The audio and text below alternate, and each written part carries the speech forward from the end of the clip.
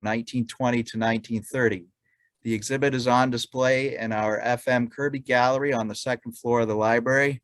I hope you'll be able to visit it while it's up. It will be up through the end of the year. If you have any questions regarding the exhibit or comments about the exhibit, feel free to email us at the address you used to sign up for this webinar. I'm very happy to introduce you all to Marty Kane, who is the president of the Lake Hopatcong Historical Museum and chair of the Lake Hopatcong Foundation.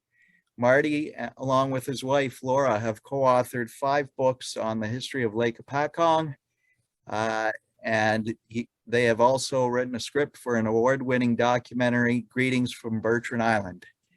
And so virtually, please welcome Marty Kane. Marty, it's all yours. Thank you, James. I appreciate that. Let me get the share screen going, and hopefully, James, you can see that? I can see the screen. That's great. I take that to mean that the audience can see it. Right. Tonight, we're going to talk about what was really Lake Hopatcong's biggest era as a resort. The 1920s by itself is a fascinating period, and just was the case at Lake Hopatcong. Let's see if we can advance screen.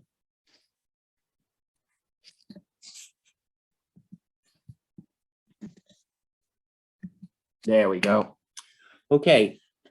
As we entered the 1920s, Lake Hopatcong had been a resort for about 40 years. It all started really with the trains coming out to Lake Hopatcong in the 1880s that started bringing people from the cities to the east, including, of course, New York City. We had train service to 2 different locations at Lake Hopatcong, going out to the east shore of the lake in the area we know today at Nolan's Point in Jefferson Township, and out to Landing in Roxbury Township. So you had the Jersey Central going to one, and coming here to Roxbury, you had the Lackawanna Railroad. Primed by 2 major railroad lines, both advertising, is what really set in motion the period of Lake Hopatcong becoming a great resort. And indeed, Lake Hopatcong was a resort, reaching its peak in the 1920s with some 40 hotels and rooming houses, 2 amusement parks, and an assortment of activities to do throughout the summer season. Once you had people coming out here, it led to the creation of pavilions for people to really just be able to get off the train and have something to do. Here was one of the 2 great pavilions at the Nolan's Point section where you would have taken the Jersey Central Railroad to. It was a lake pavilion, although more commonly known just as the family who owned its name, Allen's Pavilion. For those of you that are a little bit familiar with Lake Hopatcong, this is where the Windlass Restaurant is located today. And just around the corner was a huge complex that was known as Lee's Pavilion, which just had a host of activities from about 1900 till 1924 that you see in front of you, which was stores, photo studios, movie pictures, and hotels, dance halls, lots to do. During this period leading up to the 1920s, a lot of hotels established themselves at the lake. The most prominent of which was the Hotel Breslin, opened up in 1887. It was said that this really gave prominence or put Lake Hopatcong on the map as a resort. But you had many other hotels at Lake Hopatcong that all developed through this period leading into the 1920s.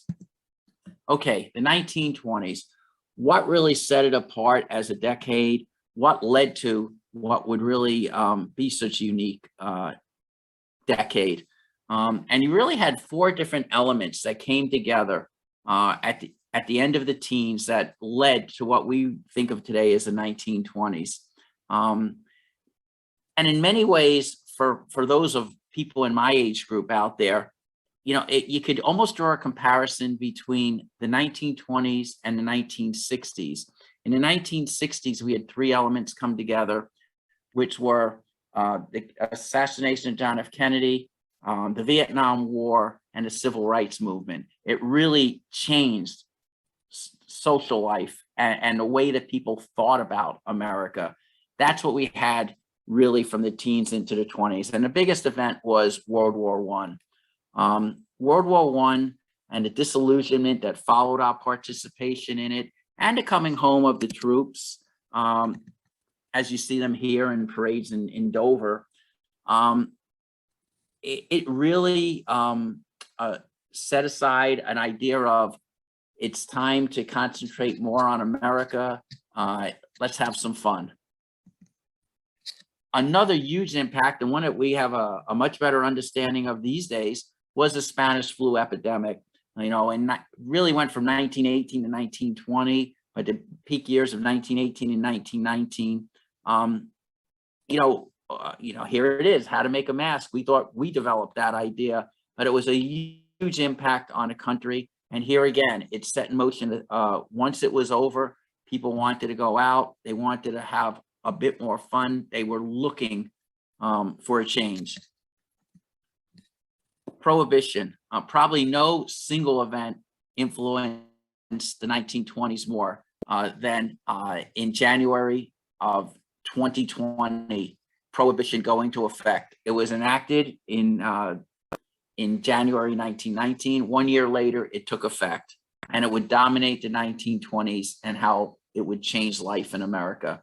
I mean, just think about it. Take away all alcohol today from people. What impact is that going to have? And of course, women's suffrage. Here again, another huge event that took place. It was ratified, the 19th Amendment, in August of 1920. And this whole movement towards suffrage, it really set women into a different sphere. It really made women think about freedoms in a different way. And we're going to certainly see that come across after the vote in other ways in the 1920s. Funny too, because the 1920s, you wind up with 3 presidents that probably could not have been more conservative when you had Harding, Coolidge, and Hoover. But, as that button says on the top, business was good. People didn't want to change things. So the politicians kind of just sat back and let things just occur. And that was another factor in the 1920s. All right. The 20s was a huge period of social and political change. And the single biggest thing it really here was how, for the first time in America, more people started living in the city than in the country. But what it really did was the 1920s set off this huge period of economic growth, or consumerism, if you will, which for the first time, people were buying all kinds of assets for their house. Everything from, record players and radios, all new technologies, but even to things that would impact us here at Lake Hopatcong, people buying boats for the first time. And indeed, at Lake Hopatcong, the boat industry was a big deal. We were making our own boats at places like Barnes Marina.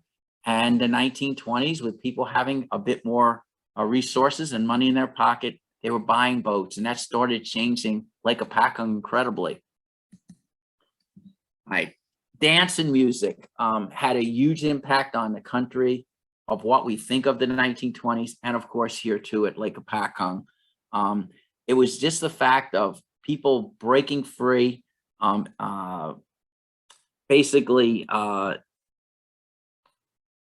being able to show extra freedoms that they never had before, and in a way through music and dance. And 1920s, you had incredible amount of interest here.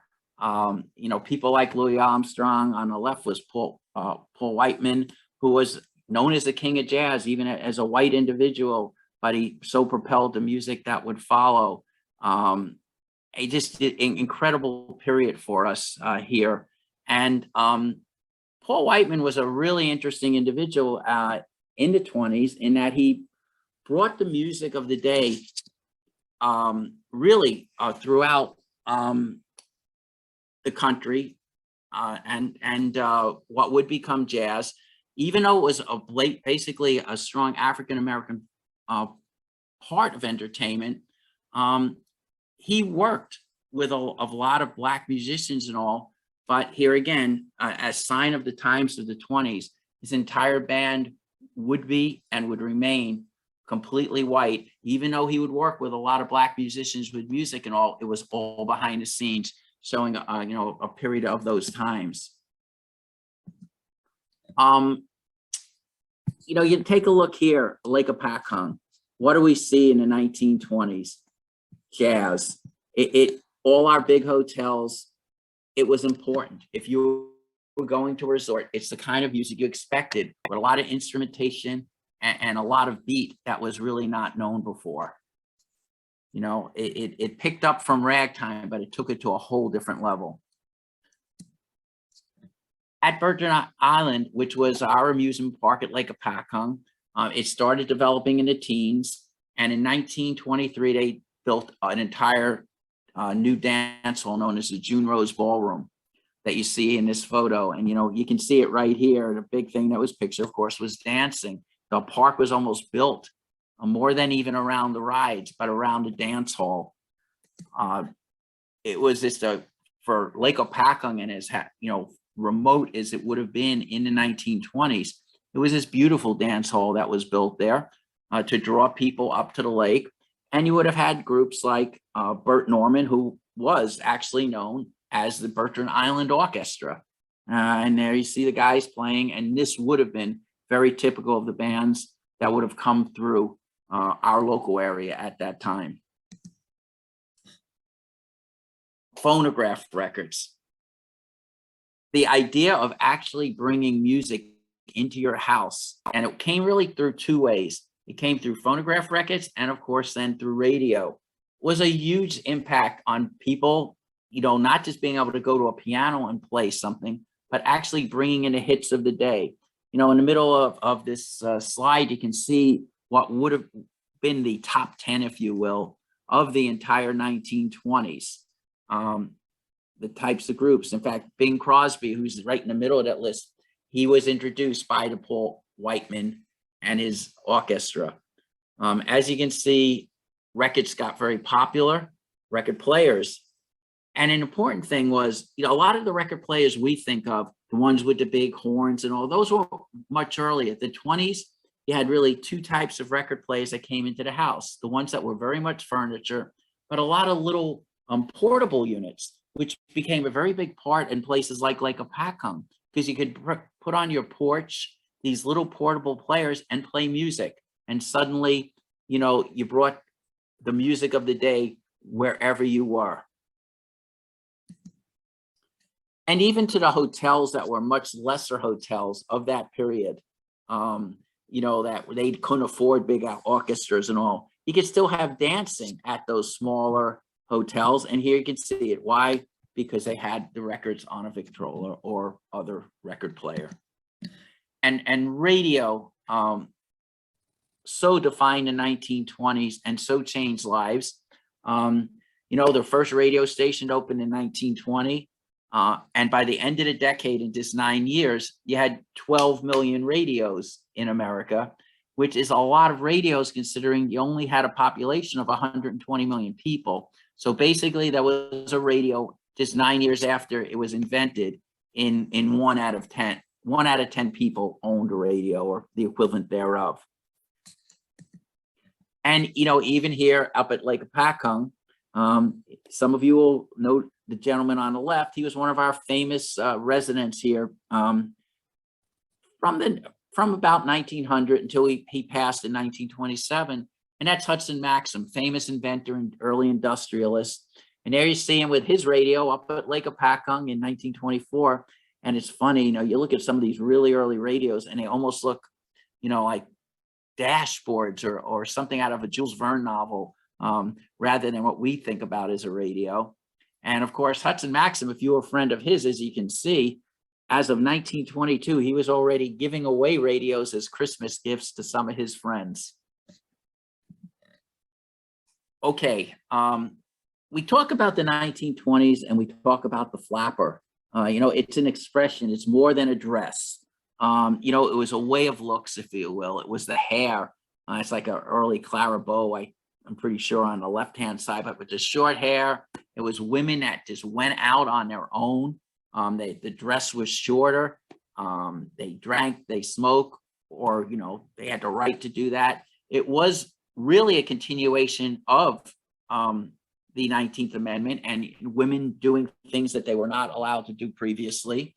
In fact, that one on the right looks like she has a bottle or a flask on her leg, very much in with the era. Okay, we talk about the dress. Can you imagine, when we talk about flappers, going from the Victorian or the Edwardian attire on the left in just really a few years' time relatively to the attire on the right and what we consider, what would have been a group of flappers, or at least attire of the 1920s on women. And it's interesting because men's attire didn't change that much. Here again, it was much more like the 1960s, where we really see, like in the 1960s, attire going from something like Jacqueline Kennedy would have worn to mini skirts just a few years later. Tremendous change of attire. And here you see it in the 1920s.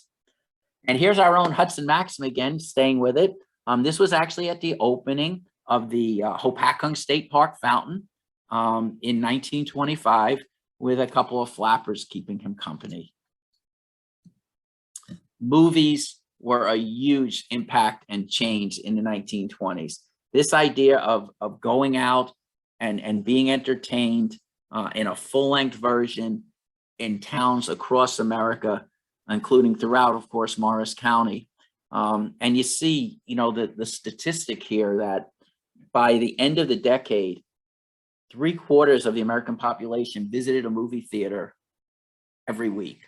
And that's staggering. And keep in mind that for most Americans, by 1929, there was still no sound in theater. So there you go into silent films for most people. Sound only, came about in 1928, and it took a while to get out there. But movies were very popular. And it also, what did it do? People were seeing a lot that they, how other people lived, how the style of the 1920s, they saw it right on their movie screen. And, you had the stars of the day, for the first time, these larger than life stars that started in the teens, but, continued right in the 20s. Here were people like Rudolph Valentino or Charlie Chaplin, Douglas Fairbanks and Mary Pickford, our very early young Greta Garbo over on the right. Just an amazing, change of lifestyle. And as we had mentioned a couple of minutes ago, in 1928, a huge change with the introduction of sound.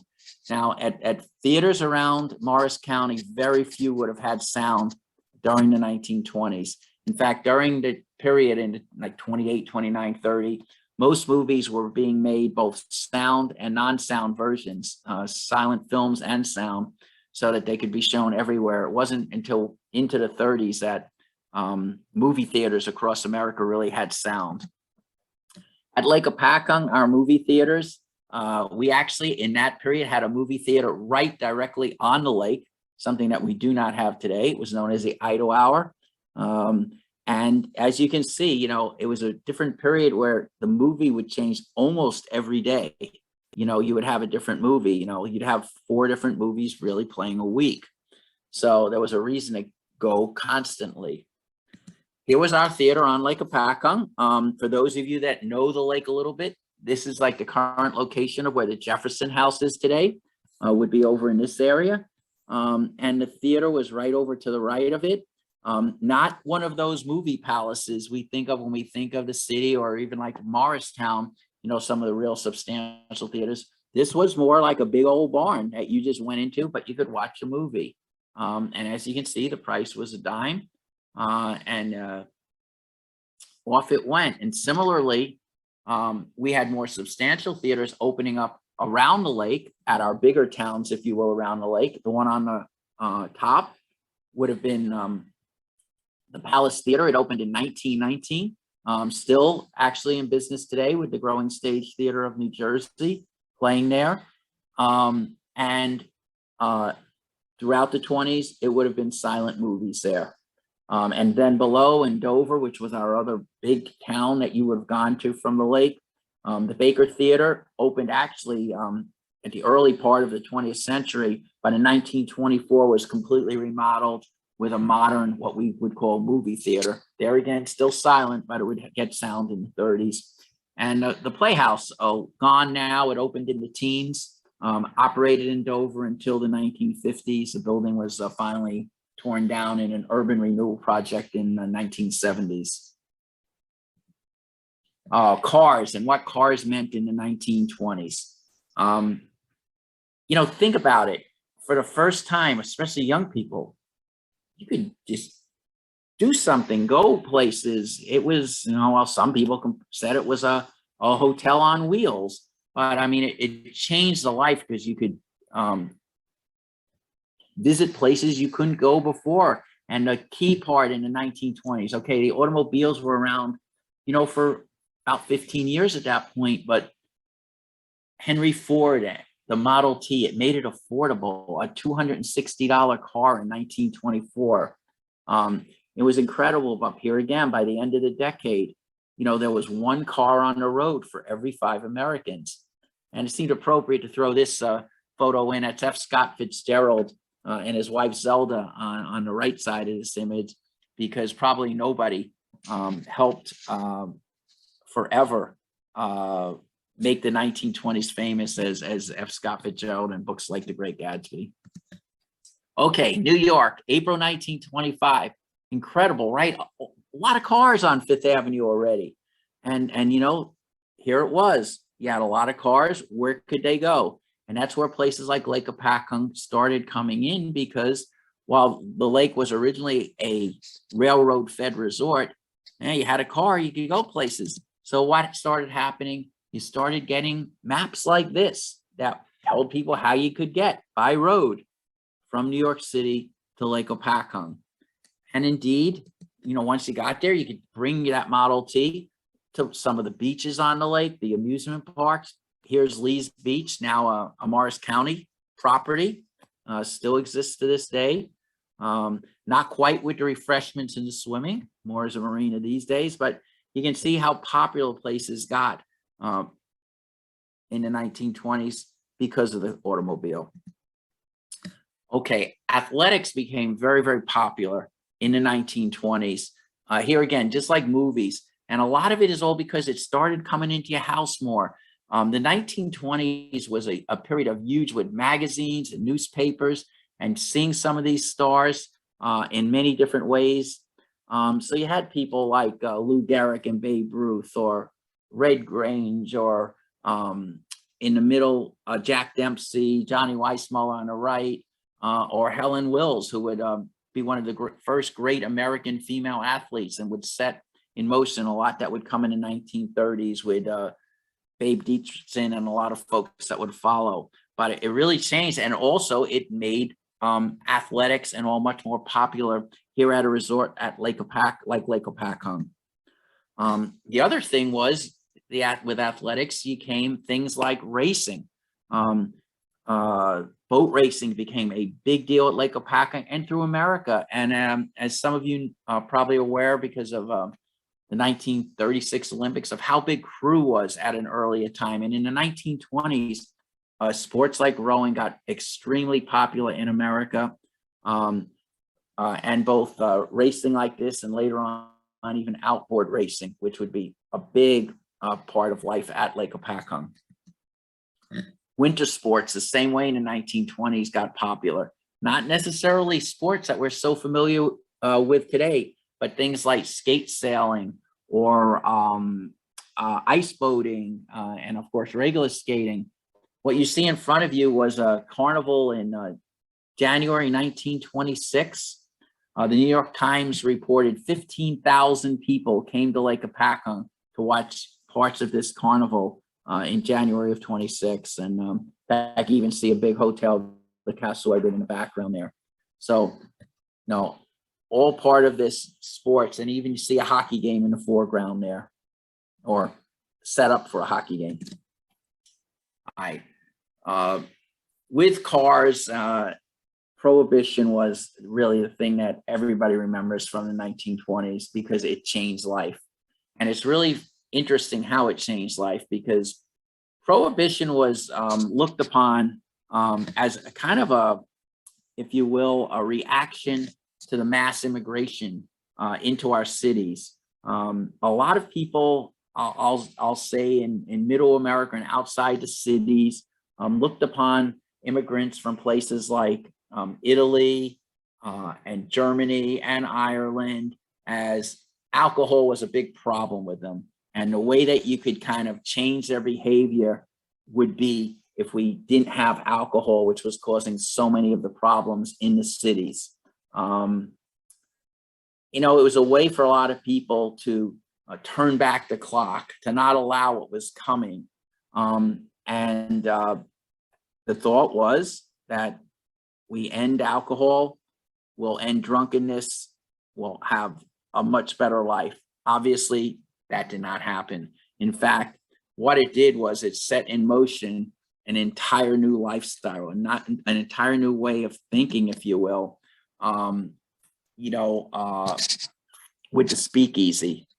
The speakeasy, in a way, it made it fun to violate the law, to be a lawbreaker, because everybody going out to these places to purchase alcohol was breaking the law, the Volstead Act. And it fed this whole idea of dancing and music and staying out late and dressing a little crazy. It was really all set in motion, if we will, from the speakeasy. And Lake Hopatcong, you really could not be a resort in the 1920s and not have your large number of speakeasies and places to drink and buy alcohol illegally. It was just part of the time, unless it was a religious type of place like Ocean Grove or something. So Lake Hopatcong was sure to have its speakeasies. And as you can see, we had all the amounts of raids and everything else. In the upper right actually was a boat parade that was done in the 1920s. And there you get, so you can see a dressed up canoe showing his kind of a representation of where to purchase the hard stuff. But raids were a regular part here, and even local officials were involved, which was not surprising. This happened, throughout America, but here you can even see the mayor of Mount Arlington basically was arrested for violating prohibition. Okay, great shot on the bottom of this slide of a big event. It was a water carnival in 1922, showing people involved in different athletics and sports at the lake. What was interesting was, of course, the building in the background. No, they're not all lined up to get into the place for a beer, but that exact establishment, the Yellow Bowl, just weeks after this photo was taken, would be raided for illegally selling alcohol. And yes, there's always an old rumor at Lake Hopatcong that Al Capone had a house at Lake Hopatcong. He did not, but the reason that probably got out there was we did have our own, if you will, famous bootlegger at Lake Hopatcong. His name was John Dunn. He was actually from West New York.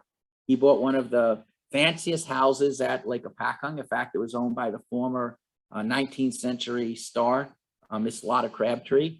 He wound up buying her house in 1920, actually 1921. And he lived there for the rest of the decade. He had horses there. He raced boats. He was supposedly very, very generous to anybody that asked for money. But he started, basically prohibition as a laborer, and he wound up a multimillionaire. Why? Because he figured out how to distribute alcohol, which was then against the law, and made a huge amount of money doing it. Now, the 1920s had other aspects to it, some far uglier and less pleasant. The Red Scare of 1919-1920, this was basically the idea that Russia became a communist country, and it set in motion a scare that the rest of the world would follow. So it caused, some anti-Eastern European feelings, anti-immigrant hysteria, if you will. it led to much more discrimination in this country. And we see it here at Lake Hopatcong also. For the first time in the 1920s, you'd start seeing development. Not to say that discrimination did not occur beforehand, but you see developments now coming up that with words like a select but not costly residential park or a bungalow retreat for people of refinement and discrimination. In other words, it really meant that Jews, Italians, people of color, they were not getting into these developments. There were, basically, it meant you couldn't join the club that you needed to join to become an owner within the development itself. Not a whole lot different than other places within the area. You know, whether it was Lake Mohawk or any of the developments that would come about during that period, discrimination was just a part of it. What was the answer back? Well, we had resorts at places at Lake Hopatcong and also places like Mount Freedom and all, where they were Jewish hotels, where it was almost 100% Jewish, where they had kosher food and all set up starting in the 1920s, places like the Edgemere or the Mountain View House. And of course, as I said, also in the Mount Freedom area and elsewhere. Even uglier was really some of the impacts with the Ku Klux Klan. I mean, the migration of African Americans from the South was a real big part of the 20s. You know, blacks moving north into cities like Detroit, Chicago, New York. In many ways, I mean, it was a renaissance, you know, the Harlem Renaissance, where, I mean, a lot of African Americans established very successful business and all, as you know, from the recent anniversary, the horrible, you know, the Wall Street, the Black Wall Street in Tulsa, Oklahoma, which, you know, what was the reaction of whites was the massacre in Tulsa in some places. And it was just a reaction to this migration north, but also it was even broader than that, that really made the Ku Klux Klan popular. It was this idea that America needed to return to the values that they had before all this flapper mentality and the roaring 20s, that, you know, we needed to go back. And you know, we don't tend to think about Morris County as being a hotbed for the Ku Klux Klan. And it wasn't really a hotbed, but the Ku Klux Klan was in Morris County. You can see on this, it mentions that the Ku Klux Klan in the 1920s had 2 million members in America, you know, of a population of 120 million. And there were these incidents throughout around the lake where, you know, there would be cross burnings or marches. So it is something, you know, you have to be aware of, that this was also going on at the same time. If you will, it was that knee-jerk reaction that for people that did not like how things were going in America. Now, switching back, you know, through labor and unions and just different thoughts of how the workforce should be managed, things started to change. You know, you read about the garment industry in the teens and into the 20s, and people and children were working, you know, 10, 12-hour days, 6 days a week. And it wasn't much time for vacation if those were your hours as an immigrant labor or something. But this started to change. And as you see, Henry Ford implementing the 40-hour work week, all of a sudden people had weekends off. So there was time that, you know, if you had a little bit of money, you could start looking for camping. Became very popular at Lake Hopatcong, which you didn't need a whole lot of money to, you know, to rent a piece of land to throw your tent up, or your platform tent. Or you started seeing bungalow colonies starting to open up, such as Gregson's here in the River Styx section of the borough of Hopatcong. And during this period, you know, people that could get out of the city, even if you didn't have a car, we still had very solid train service out here. In fact, much better than the train services today out to this area, where trains left constantly from New York City and could bring you out to Lake Hopatcong. Some of you will recognize the train station at the Lake Hopatcong Foundation now uses how many years later as its headquarters. But this would have been a place where you would have come in the 1920s. If you came in on the Lackawanna Railroad from Hoboken, you would have come into this station. And in those days, it wasn't so easy if you were coming from New York City, because remember, we still did not have rail service under the Hudson River. So your trip included the ferry from various places in Manhattan that you could take it to, over to Hoboken, or if you're taking to Jersey Central, you could take it over to Jersey City. But you took the ferry across right to the station, went down, got the train, and out to Lake Hopatcong you came. Even with all that, you could be out here in 2 hours, which when you think about Route 80 some days is not a whole lot different. And here, in addition to coming to landing, you could come right in the 20s still to the east shore of the lake also. This train service would continue into the 1930s out here. The Lackawanna, actually, that service still continues today. It's just run by New Jersey Transit, and it's a lot less regular than it used to be. The 1920s was a period of obviously people making money, and a lot of it was through the stock market. Stocks quadrupled during the period.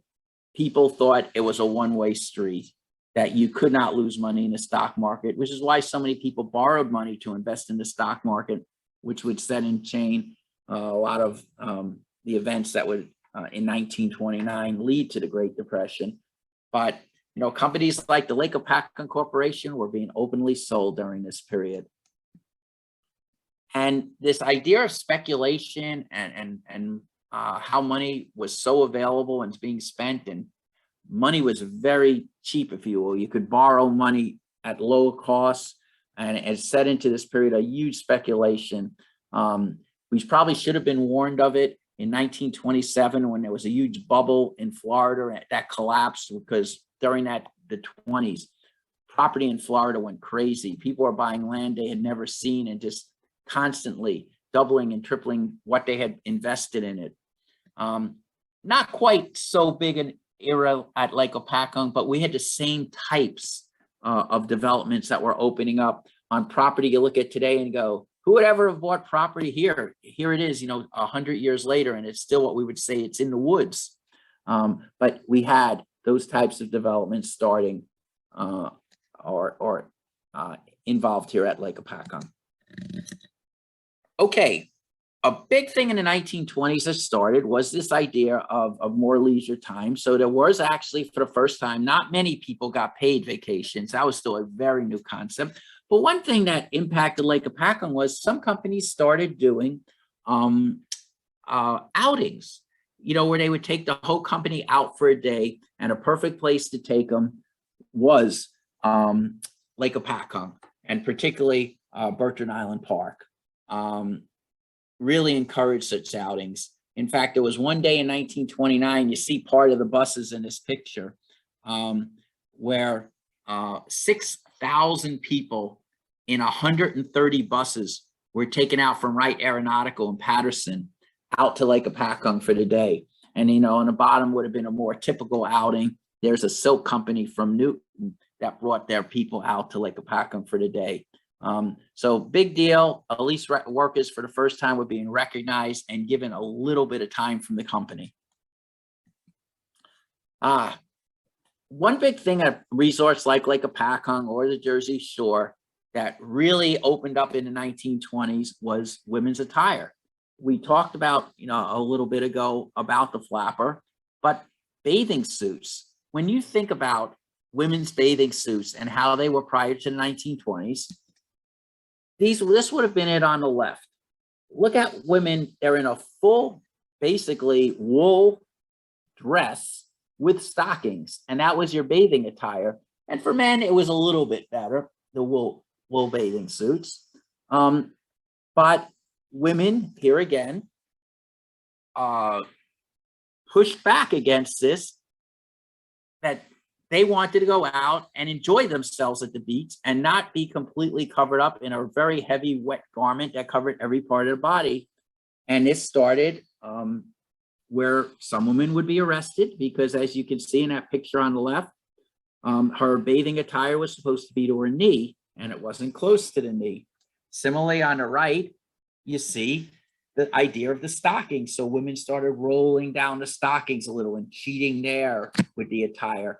And this became a big thing that by the end of the 1920s, women's bathing attire had totally changed. Basically, the authorities gave up and the bathing suits became more of what we're familiar with today. The other part of 1920s with bathing that had a big impact was the beauty pageant. That was a concept that really originated in the 1920s. Here's our old friend Hudson Maxim again from Lake Hopatcong, believe it or not, for what we consider today the first Miss America pageant in Atlantic City, which at that point it did not have that name. They didn't adopt that name to the next year, but here he is as King Neptune with Margaret Gorman, who was the first, if you will, recognized Miss America. He would actually, Hudson Maxim would play King Neptune. He had the perfect look with that beard for 2 years, and then he dropped out.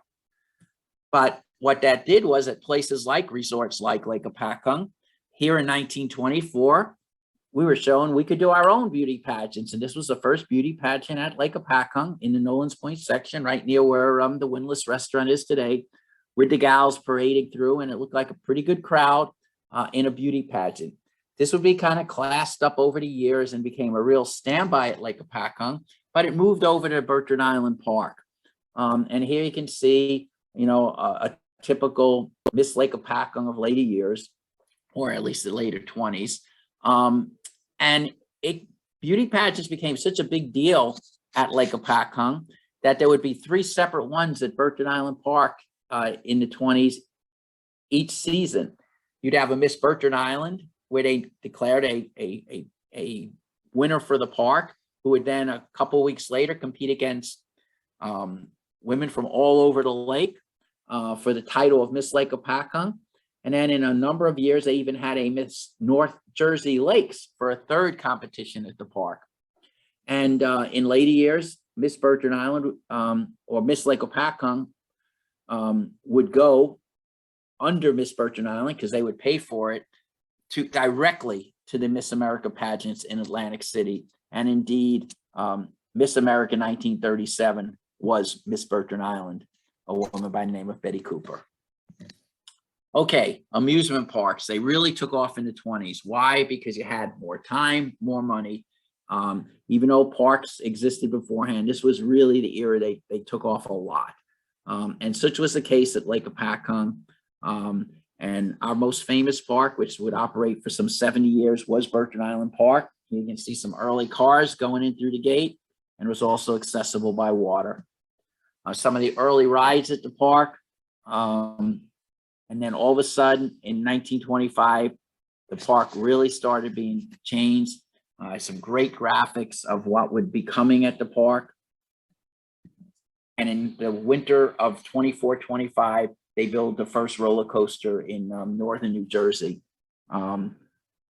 It was just a huge deal out here. It was supposedly 25,000 rode it the first weekend. It was opened in May of 1925. It really put Birken Island on the map as a amusement park, and other rides just quickly followed. In the 20s, here's a great shot of the upper part of the amusement park, and you can see the Cyclone roller coaster, the Dodgem cars, the one with the Dutch mill, the windmill on it, would later be known as the Lost River, and plenty else if you could even go further to the right. And here again, what could you do? You came to the lake, you had the big idea of the large 10-piece dancing orchestra. You had parking for all the new cars that were coming in and all these new rides. And even more so, this was a real bathing beach here at the lake, not some swimming pool that you had to worry about your health or something going into. Lake Hopatcong in the 1920s, you can tell what kind of major resort it was. It had a second amusement park with a second roller coaster opened for the 1928 season. Virgin Island was doing so well that people took over an old ice house property over at Nolan's Point. They knocked down the ice house. They built another amusement park with it, all the major rides of the day. The reason that most people have never heard of this park was because, unfortunately for them, they opened in 28. They have 2 good years, and then the depression, sets in, and it would go out of business in the 1930s. It would only be open in total about 5 years, but it was a full-scale amusement park. This would have been its look. For those of you that know the lake a little bit, it was located between the Windlass restaurants and the Jefferson House restaurants, right on that point. And if you look closely, this little riprap, you can still see some of it today on that site. All right, Lake Hopatcong of the 1920s was a major Northeast resort, and lots of people came here. In fact, one of the things we always mention is how in the 1920s, far more people knew Lake Hopatcong than know it today. It competed with the likes of Asbury Park and Atlantic City for that kind of tourist trade. This was just a list of hotels that was used at an event in New York City, a Chamber of Commerce event in the 1920s. And there were more hotels than this that didn't pay to have their name put on that brochure. You had the hotels like the Castle Edward or the Alamac, which was the old Breslin Hotel under a new name. Huge hotels up here that brought people out here. And even new hotels were being built. The most modern, if you will, was the Bonaire Lodge. It opened in 1925, and it brought all the latest features, and even had a ring of bungalows around it, so that you could choose to stay at a bungalow and take your meal at the hotel. And for those that didn't want that, you had your smaller places, your much more relaxed, innocent places. We would probably call them, bed and breakfast today. But there was just smaller hotels during the time. And as you can see, in a typical season at Lake Hopatcong, many activities, lots to do.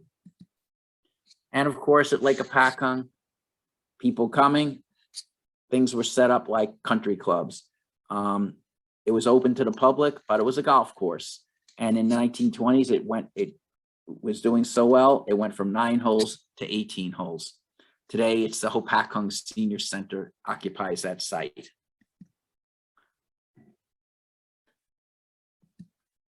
And of course, we had our clubs up here. The yacht club was very popular, but here, keeping in mind with everything, it was very discriminatory in who they would let in.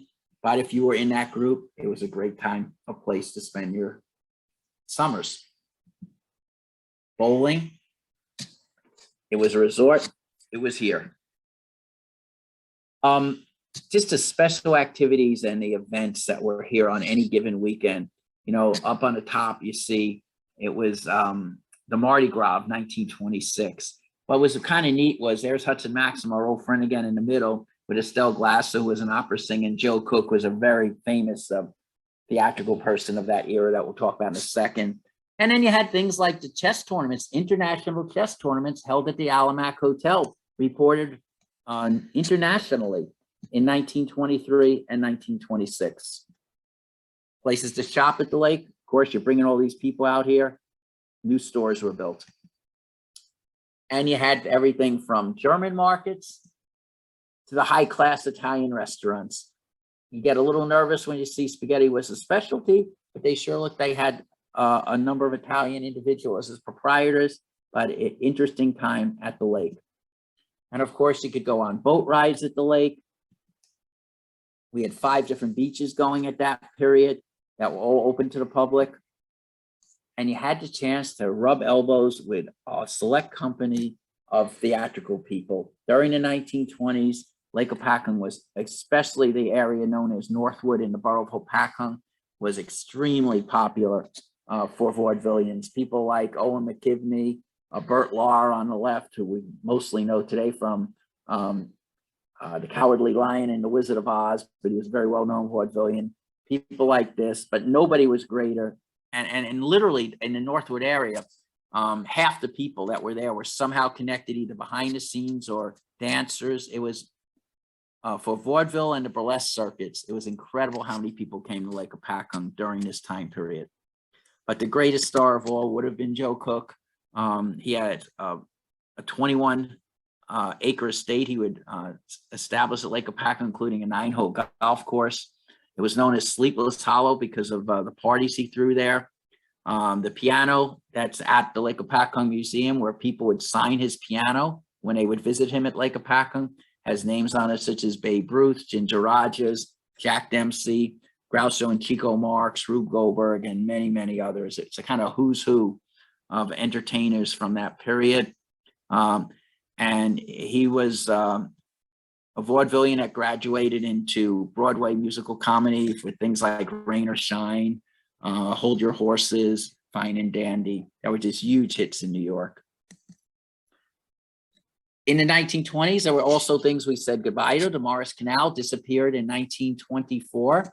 In 1925, the Hopatcong State Park was established by basically on land that had been the Morris Canal. And here's the building of the dam there. We said goodbye to the Morris County Traction Company, or the trolley that used to go out throughout this area.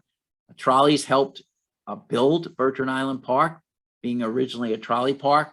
The last trolley left Lake Hopatcong in 26 and the county in 28. We almost lost Picatinny Arsenal during this period. A tremendous explosion in 1926 almost wiped it off the map.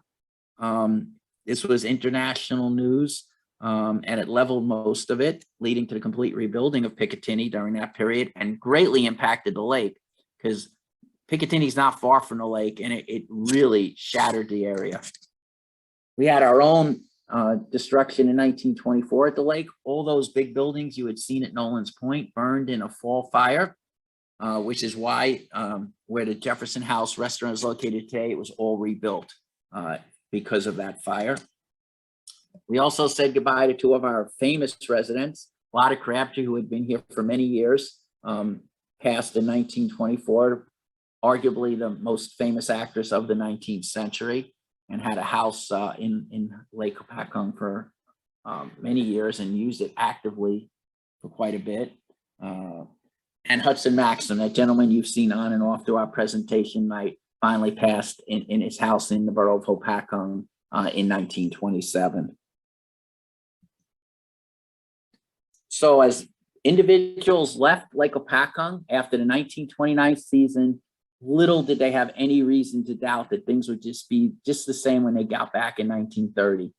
That did not happen. And it wasn't quickly apparent that Lake Hopatcong was changed forever, because people thought this was just a dip in the economy when the market panicked in October of 1929. But basically, little did we know or did people at that point know at that time that life had changed forever. And the 1920s was a very unique period at Lake Hopatcong that would not reappear again. Okay, thank you. I hope that was a